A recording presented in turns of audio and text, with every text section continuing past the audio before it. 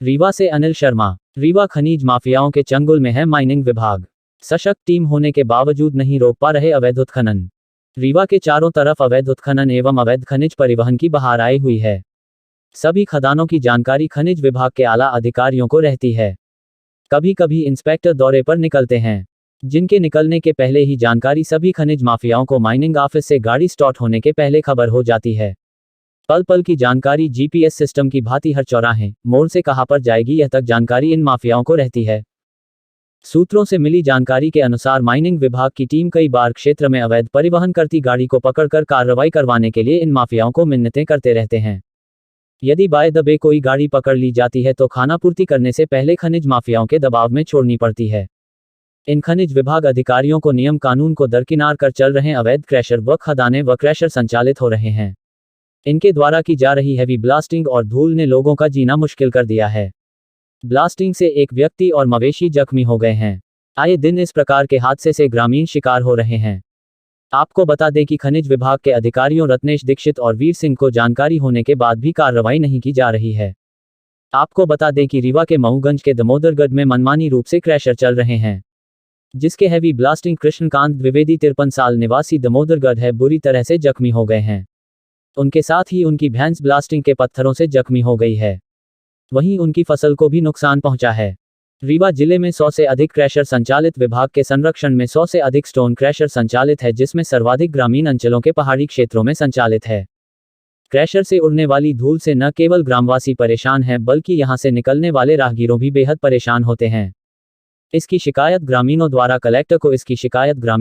कई बार शिकायत दर्ज कराई है और कई बार प्रदूषण विभाग और खनिज विभाग अधिकारी रत्नेश दीक्षित से गांव वालों ने शिकायत की है, लेकिन वीर सिंह और रत्नेश दीक्षित दोनों की मनमानी से चल रहा है। विभाग और खनिज विभाग के दोनों अधिकारियों के कारण राजस्व का नुकसान हो रहा है। रीवा कलेक्टर मनोज पुष्प को जानकारी होने के बावजूद भी कार्यवाही की जाती है, लेकिन विभाग के द्वारा खनिज विभाग के रत्नेश दीक्षित और वीर सिंह द्वारा कार्यवाही क्यों नहीं की जाती, इन दोनों अधिकारियों पर सवालिया निशान खड़ा होता है। क्या रीवा कलेक्टर मनोज पुष्प इन दोनों पर कार्रवाई कर पाते हैं या फिर देखने वाली बात होगी कि सभी अधिकारी धृतराष्ट्र जैसे देखते रहेंगे? क्या इन अधिकारियों पर कार्यवाही नहीं होगी? क्या नाम है आपका? मेरा नाम सुखन द्विवेदी है। कहाँ से हैं? दामोदरगढ़ से। क्या परेशानी है? परेशानी ये है कि सरदमन में खदान है, पत्थर की खदान है जो राजकुमार खुराना के नाम से संचालित है। उसमें प्रदीप शर्मा मैनेजर है जी। इसी की वजह से वहाँ से ब्लास्ट करके पत्थर की खुदाई करते हैं, माइन से ले जाते हैं प्रेशर में मिट्टी के लिए जी। जिससे खदान में ज़्यादा भारी ब्लास्टिंग करने की वजह से ज़मीन में पत्थर और घर में, जो कि मेरे यहाँ भैंस बनी थी घर के पास में, जो कि दूरी लगभग 400 से 500 मीटर की दूरी पर है, भैंस को चोट आई और भाई के पैर में लगा, छत में नुकसान हुई, छत में दरारें आई, ये सारी है, धूल डस्ट है, जो कि उनसे बताया भी गया, कई बार उनसे रिक्वेस्ट किया गया कि आप ये मतलब करिए। इतनी तेज ब्लास्टिंग थी कि दीवारों में क्रेक आया, छत में क्रेक आया, जैसे पूरी लाइनिंग की तरह आया। पत्थर घर में, आंगन में, चारों तरफ से घर है, बीच आंगन में पत्थर आके गिरा जी। यही सारी समस्याएं हैं जो कि उनसे कहा भी गया कि ऐसा करिए, धीमी गति से करिए, कि कोई सुन ही नहीं रहे हैं। अब क्या चाहते हैं आप? हम शासन प्रशासन से यही चाहते हैं कि उनसे जो है तो ये कहा जाए कि कम ब्लास्टिंग की जाए, कम उसमें होल पैक किया जाए, और या फिर अगर अनलीगल है तो रोका जाए, अगर घर से इतना नज़दीक है तो फिर रोका जाए, धन्यवाद। खदान को बंद किया जाए। कहाँ से हैं? दामोदरगढ़ से। ये समस्या क्या है आपको? हमारे यहाँ प्रेशर माइंस हैं जी। इसमें पत्थर निकाला जाता है जी। राजकुमार खुराना करके दिल्ली का कोई ठेकेदार है जी। और प्रदीप ब्लास्टर जी। ददई सिंह प्रद्युमन सिंह दोनों की ज़मीन में इनकी लीज है जी। और वो अवैध तरीके से इतनी बीहड़ और भीषण ब्लास्टिंग करते हैं जो कि वहाँ के उस क्षेत्र के सारे लोग अस्त व्यस्त हो जाते हैं।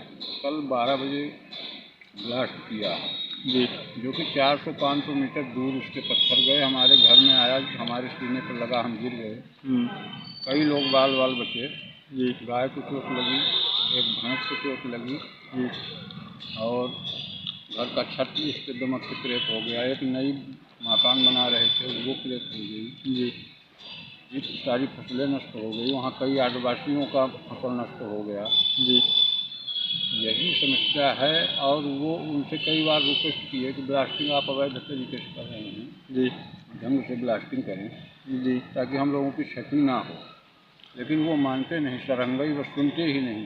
अब शासन प्रशासन से आप क्या चाहते हैं? शासन प्रशासन से हम ये चाहते हैं कि उसकी विधिवत इंक्वायरी हो, खदान अवैध है या वैध है, और वो गांव के बीच में चारों तरफ से आदिवासियों के घर हैं, हम लोगों का 7-8-10 आदमी का घर है। घर से कितनी दूरी पर क्रेशर है? घर से हमारे घर से तो 500 मीटर की दूरी पर है। और क्रेशर के आसपास कितने घर होंगे? चारों तरफ से पूरा गांव बसा है, माइंस के चारों तरफ गांव है जी जी, माइंस से एकदम सटे हुए घर जी। अब वहाँ आदिवासी हैं, उनका कोई सुनता ही नहीं। क्रेशर से धूल धाल उड़ती है जी, क्रेशर से उसका डस्ट उड़ता है। बहुत बीहड़ डस्ट उड़ता है। ये 4-5 बोरवेल मशीन लगा के बोर करते हैं पहले 24 घंटे, फिर दिन में एक बार ये ब्लास्टिंग करते हैं, जिसमें इनकी लगभग 25 से 30 क्विंटल बारूद उसके अंदर डालते हैं और फिर इतनी हाई ब्लास्ट करते हैं जी कि सारे लोग त्रस्त हैं। 24 घंटे उसमें इतनी धूल उड़ती है कि नहाना खाना सोना मतलब हराम है। लोग एकदम परेशान हैं, सारे गांव के गांव। तो क्रेशर के खिलाफ आप कहीं शिकायत किए हैं? शिकायत कई बार 81 में किया गया, कोई सुनता ही नहीं है। चलिए धन्यवाद।